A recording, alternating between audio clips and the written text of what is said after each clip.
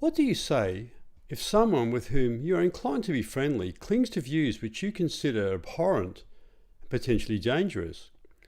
I've met quite a few young men who are very enthusiastic about Islam and think it brings great blessings to the world. At the risk of causing offence, I'm going to explain why I think the Quran contains terrible ideas which are bad for our society.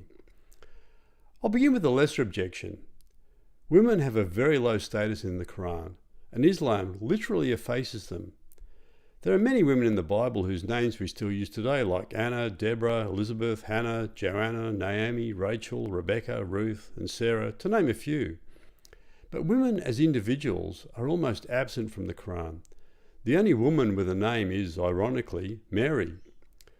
The fourth surah, or chapter of the Quran, is known as the Women, and has many rules concerning them. Verse 3 of this chapter allows a man to take up to 4 wives if he has the resources to support them. Women are commodities. Verse 34 teaches that if a woman is troublesome, her husband should discipline her, and while some may claim this is only as a last resort, this includes beating. Verse 24 of the same surah allows a man to have sex with slaves he has captured in war. Does this just mean that a man is permitted to marry a non-Muslim slave? Surah 23 verse 6 makes it clear this is in addition to wives.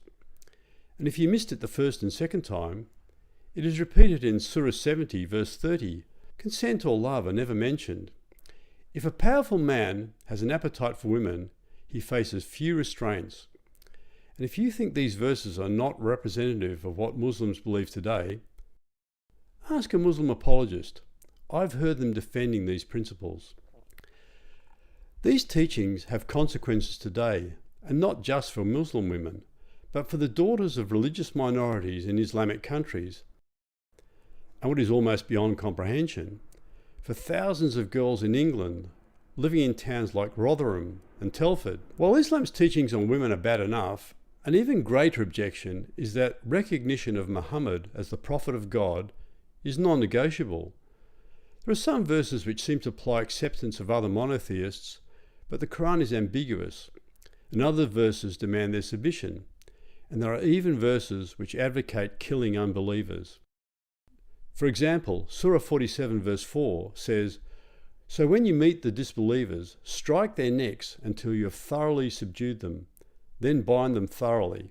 Striking the neck has been a feature of many lone wolf terrorist attacks, like the recent attack on Salman Rushdie, or the murder of soldier Lee Rigby in London, or the French priest Jacques Hamel, who was killed in his church while performing Mass, or English Member of Parliament David Amess, killed while meeting his constituents.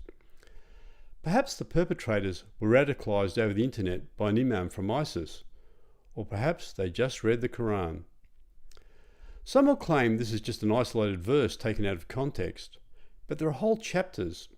Surah 8, entitled The Spoils of War, is, as its title suggests, about war. Verse 12 says, "Your Lord inspired the angels. I am with you, so support those who believe. I will cast terror into the hearts of those who disbelieve.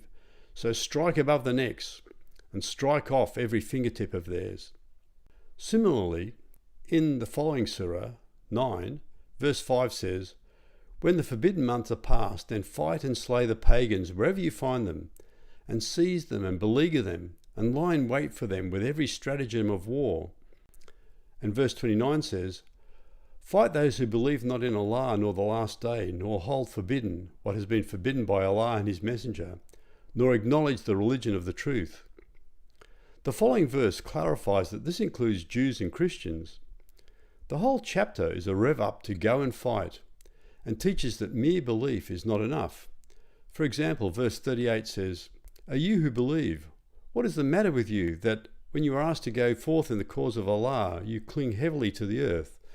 Do you prefer the life of this world to the hereafter?" Most of the encouragement to violence in the Quran is contained in the surahs which are said to have been written after Muhammad had to flee from Mecca to Medina. Perhaps these later surahs were not written by the same person, but Islam makes no distinction, and Muslims are encouraged to be prepared to die fighting because the rewards in heaven are better than the comforts of this world. War and conquest are foundational to Islam, and other religions are only tolerated when they submit and pay the jizya, a kind of tax on non-Muslims. The Ten Commandments famously state, "Thou shalt not kill."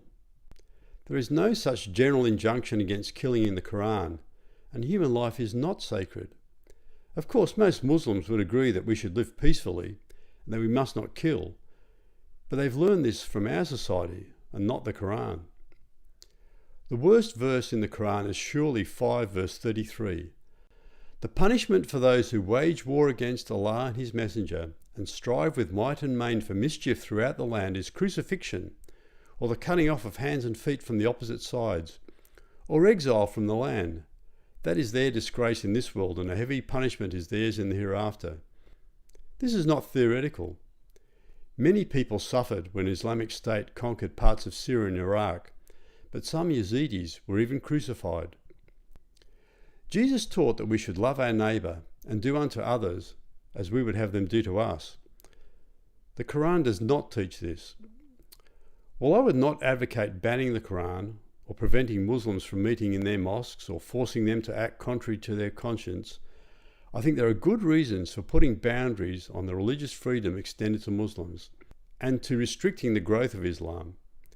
For example, I would question whether a practicing Muslim should be allowed to hold political office in a Western country. In many traditions, our leaders swear an oath of office on the Bible. It is surely absurd to allow the alternative of swearing on the Quran, a book which advocates violence against non-Muslims. If the Quran is opposed to our most important values, surely these teachings must be repudiated by anyone seeking office. Many Muslims have limited knowledge of what the Quran teaches. They hear it recited in an archaic form of Arabic which they do not understand, but they appreciate it as poetry. They might even be surprised and shocked by some of the things it teaches, as you should be. Our desire to be inclusive and non-discriminatory can lead to willful ignorance and even to the facilitation of evil. The world will be a better place without Islam.